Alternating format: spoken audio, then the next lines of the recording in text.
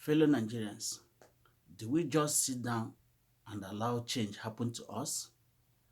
Or do we just sit down and allow the change happen around us?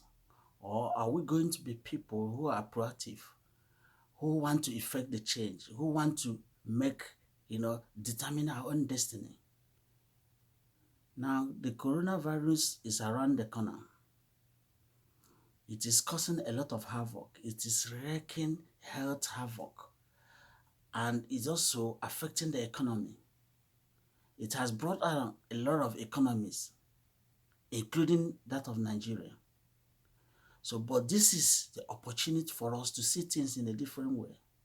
In fact, it has exposed a lot of things in Nigeria. It has exposed our political system. It has exposed our structures. It has exposed a lot of things.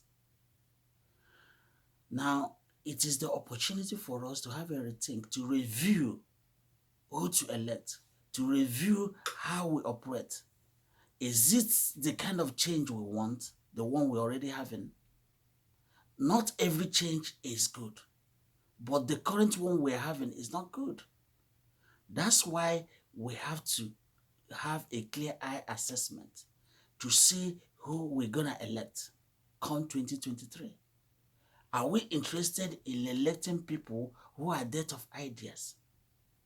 Are we gonna elect people who are money bags, who are not interested in any idea, but only interested in pursuit of money? Great people don't pursue money, they pursue ideas. And I know Nigerians are great people. They have to look into the electoral system, look into the people, assess the people they want to elect to. Are these people you want to elect, do they have the capability? Do they have the competence? Do they have the courage to call a spade a spade? Do they have a courage to bring out the change we desire? Do they have the courage to bring together the Nigerians? Do they have the courage to shun religion and tribe? Do they have the courage, to make a difference? Do they have the courage to take initiative and be proactive? These things are very, very important. Look at our health system. Our health system is in a shambolic situation. We don't have beds in our hospitals. We don't have, the facility that is required to sustain the problem we're already having. We don't have, the ventilator. We don't have a lot of things. We have competent doctors, but they haven't got something to work with. And this is because we've not been investing in our health system. We've ignored our health system. We've ignored healthcare system, which is the major thing. They said health is wealth. Now we can see it ourselves. Health is wealth. No matter how much you think you have, if you don't have good health system, it will implode everything you've made. Now, without good health care system, we're gonna have into trouble. Look at our educational system. Our educational system is not able to, to sustain the kind of change we expect in the world today. It's not able to connect us with the world because it lacks the foundation. The foundation is weak. It can't sustain us. So time has come for us to make a change. Time has come for us to usher in a quality educational system that can sustain the technology and sustain the economy we want to have in Nigeria. This is not a child's play. For the past 50 years, we've not been investing heavily in our educational system. We can't compete with China. We can't compete with India. We can't compete with America or even Israel or even some African countries. So for us to be able to compete and make impact and bring a change in the world, we have to restructure our educational system so that it works for all. We have to get a curriculum that offers us how to deploy ourselves instead of a curriculum that helps us to write CV, helps us to look for employment, but it doesn't help us to generate our own work, generate our own electricity, generate our own system, being able to employ ourselves instead of looking for employment. These things are very, very important. We don't have educational system that help us, tap into our uniqueness, tap into our potentials. All the countries in the world have great countries in the world have solid educational system that can sustain the artificial intelligence and the technology that we're seeing in the world today. But Nigeria hasn't got that. Doesn't mean we can't do it. We have the capability to do it.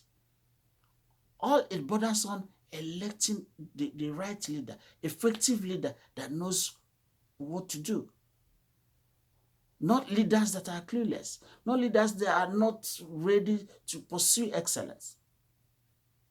There is no law and order.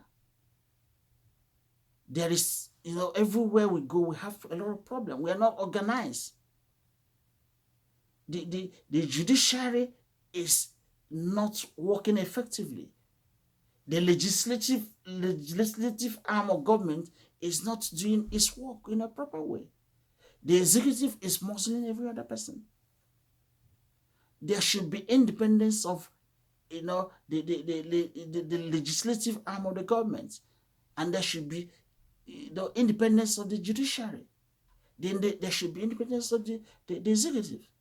But what we are seeing is, the three arms of government put together, and they are not functioning. They are not, bringing out the best in us. They are not producing, they are not producing the result that is expected. These things are important. So the key thing is for us to understand that leadership is our problem.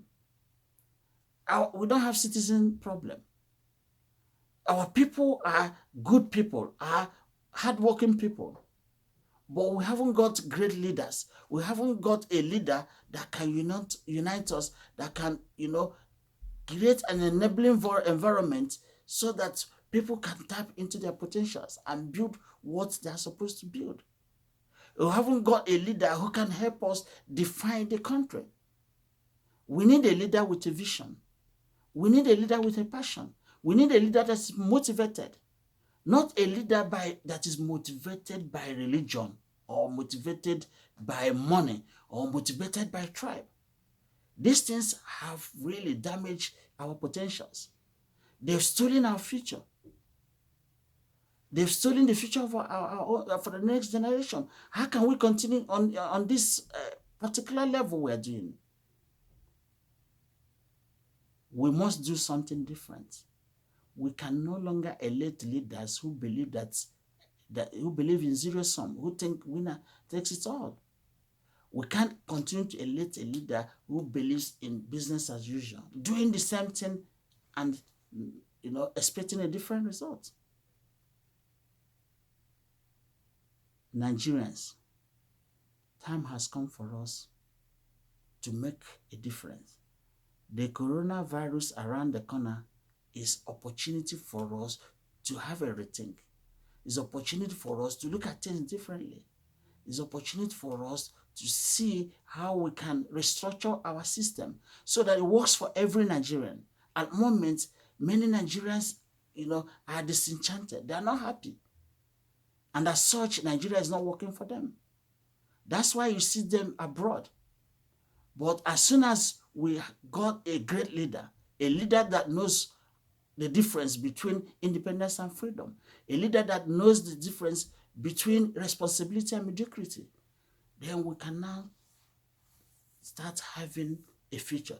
Now we can now start having a vision, direction of where we are going. At the moment, we don't know the direction we're going. We are in a crossroad. We don't know the direction. All we see are people who are basing their ideology on religion and tribalism. And these two things don't work. They don't help to forge a strong center that can control and sustain the country. Time has come for us to elect a leader who can look at our health system, who can give us universal health, because health is wealth. Thank you.